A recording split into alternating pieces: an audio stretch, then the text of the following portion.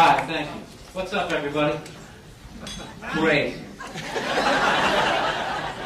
Fucking stenographer over here? This is really freaking me out.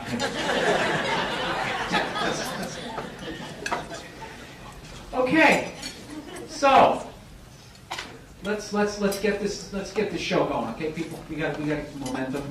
Somehow we gotta stir the comedy batter or something. All right, I don't know what he's doing. All right, I didn't do shit today.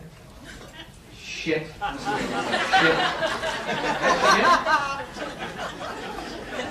Oh, I get it. Like it's coming out of the ass. It's really disgusting.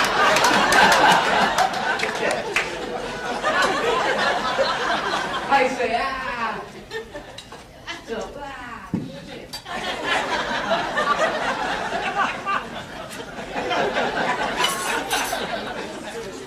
Alright, educational and a shit joke. Alright, I was watching that show, MTV Cribs today. You guys ever see that show?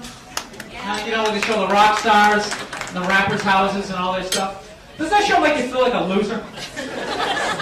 You know what I mean? I'm sitting there watching like Britney Spears. She's like 20 years old. She's like, oh my God, this is my helicopter. I had it spray painted pink to match my top today. It's so cool. I put some glitter on the part.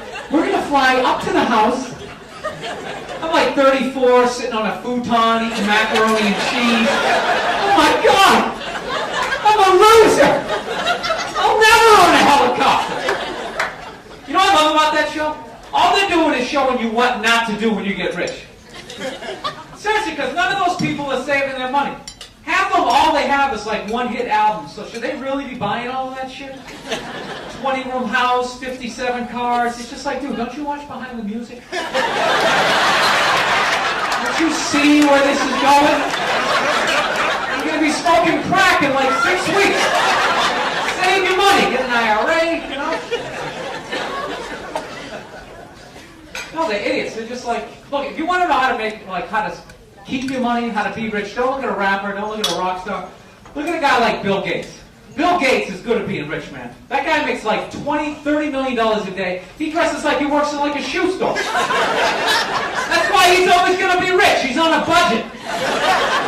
You know what I mean? He's not buying a bunch of flashy, look at me, I'm rich shit. You know, he's not like walking around with like an iced out laptop medallion hanging off his neck, have some fuzzy pin pad, sitting in a hot tub with some bitches, you know, have a midget in his crew just for the fuck of it. That's the new status symbol of rich people. Midgets. No, it's true. No entourage is complete unless you have a midget. And you know what? That's good for midgets. Seriously, because historically, midgets have not gotten good jobs. No, even when they book a movie, they never get to be the lead. They always got to play like a troll or a fairy, biting on somebody's leg. It's horrible.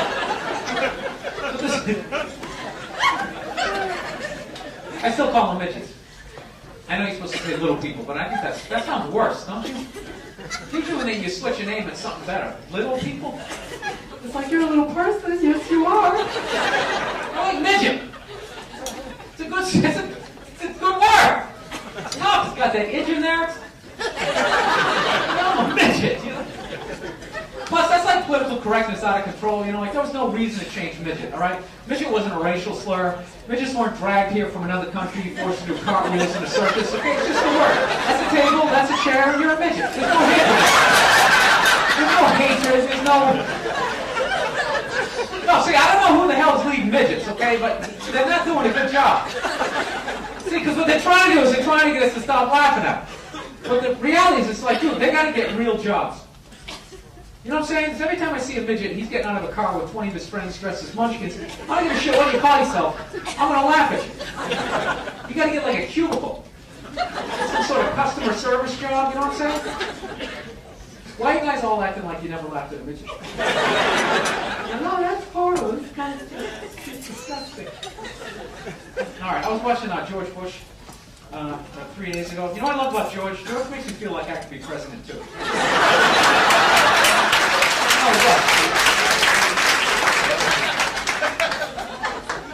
No, he's like the first guy from my reading level, like the first guy from my class that really despite all of those shortcomings, he just pushed through. You know what I love about him? He can't say the word terror. The guy uses it every speech. He can't say terror. He goes, tear. He goes, America will not stand for tear.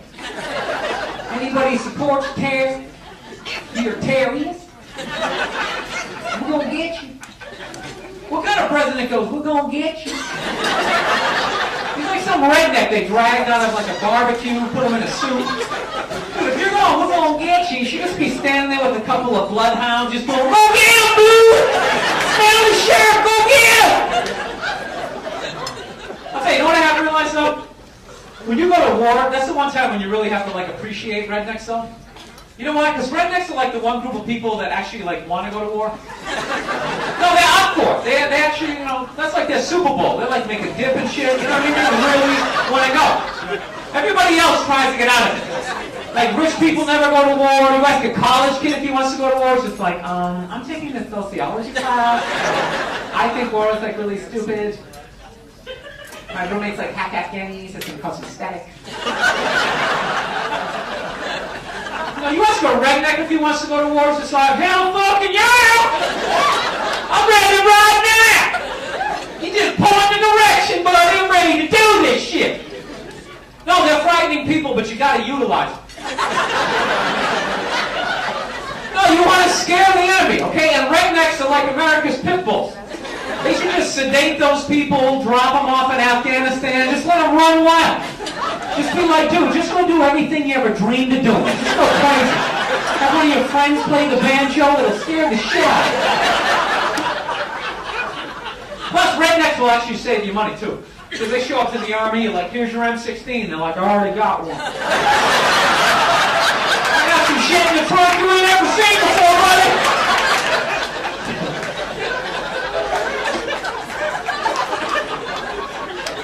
So, anyways, I took the subway over here. I hate taking the subway because I have a very like howdy-doody kind of mug me kind of thing. So, I was on the train one time. It's a true story, right? I'm standing on the train. This black guy goes to get on the train, right? And the doors like closed on him. You know that shit happens like they open and close like almost like dice shot. You're like that idiot. They're trying to get like. There's like 20 people watching and like nobody helps out. And I was standing like, wow. I think he's gonna cut his arm off. Nobody gives a shit, right? So the conductor starts giving the guy shit as he's stuck in the door. Well, come on, buddy, let's go! He's like, hold people up, let's go! So the dude just flips out. He's like, what the fuck are you yelling at me for? He's like, I'm stuck in the doors. Then he makes it racial. He's like, what, no white people ever got stuck in these doors? Because I bet he wouldn't say shit to these crack-ass motherfuckers over here. And it was like me and 3 other white dudes sitting there. And he just kept coming back to that point. He's arguing, he's going, I bet he wouldn't say shit to these crack-ass motherfuckers over here. And after like the 3rd or 4th, crack-ass motherfucker, we kind of start like looking at each other like, dude, should we like be getting offended at this point? This is getting ridiculous. I can literally feel the heat from his fingers. He's going, crack-ass motherfucker. Somebody should do something. But you know what? Nobody did shit. We just sat there and took it. That's what sucks about being white in that situation. There's no unity. There's no brothers when it comes to white people. White people, we are individuals. We do not give a shit about each other. We're like, hey, screw him. Better him than me. As long as I get where I'm going, I don't give a shit.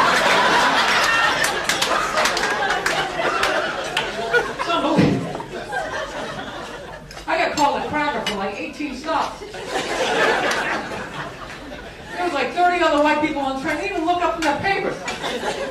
They just left me hanging. They didn't give a shit. Probably giving the other dude the benefit of the doubt. Like, he probably came from a rough neighborhood.